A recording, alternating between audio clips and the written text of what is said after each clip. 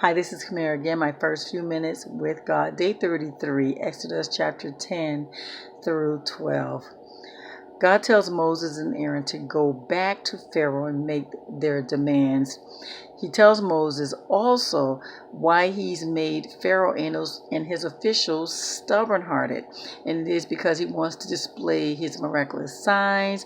He wants the children of Israel to tell their descendants all they've witnessed.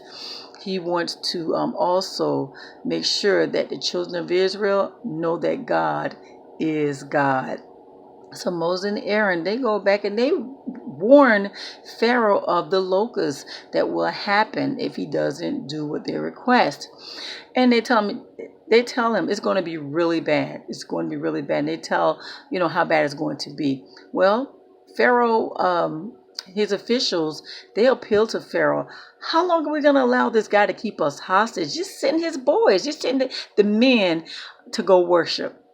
So Pharaoh, he calls Moses and Aaron back and he asks, who are you trying to take with you to worship? Well, Moses tells them, we're taking the young, the old, the male, the females, our flock and our herds.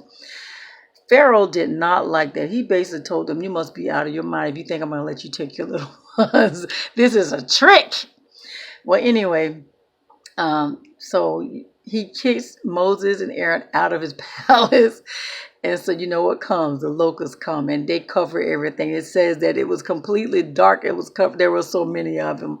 And it covered the entire land. And not one leaf was left on any trees or any plants. And Israel had already experienced so much with the other plagues, especially the hailstones. I mean, totally devastated Egypt. And now you have these locusts that are finishing it off. And so, then Pharaoh, he calls for Moses and he pleads with Moses, forgive me for my sins and, take this death from me. He makes me say, I was just kidding. I was just kidding, Moses. We bros, right? That's why I pick up from him with that. And so Moses, he prays and God sends this west wind and gets rid of the locusts. He pushes them into the Red Sea. So the next thing that happens is the darkness for 3 days. It was total darkness throughout the entire land of Egypt, except for Goshen, where God's people lived. And so Pharaoh calls Moses, and he tries to bargain with Moses again. He says, okay, everyone can go, even your little ones, just leave your flock and herds. So Moses tells him, no, we need to take everything and everyone, because we have no idea what God wants to use as sacrifice, so the flock and herds have to come. Pharaoh is upset. He tells Moses and Aaron to leave, don't come back. If you come back again, I'm going to kill you.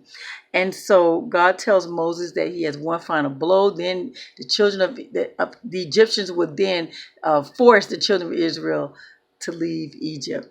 And so Moses had already told, or he made an announcement that God was going to, at midnight, kill all the firstborn males of human males and the firstborn males of beasts as well. And so he tells them that the Israelites will not be affected by this, and that Pharaoh will know that there is a distinction between the Egyptians and the Israelites.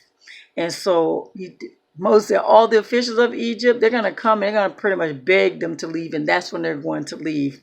And so then God instructs the children of Israel how to prep for this night.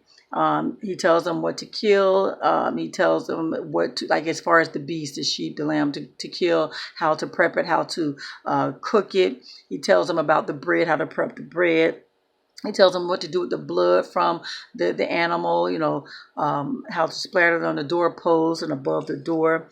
And then he tells them that this Passover needs to be observed yearly. And so, he tells children of Israel, don't leave your homes until in the morning. So the next day, you know what happens. There's terrible crying. Israel was not affected. They were forced to leave. 600 men left, plus the women, the children. And remember, guys, they were in bondage for 430 years. God fulfilled his promise. And so there you have it, guys. Day 33, Exodus chapter 10 through 12. You have a God-filled, blessed day.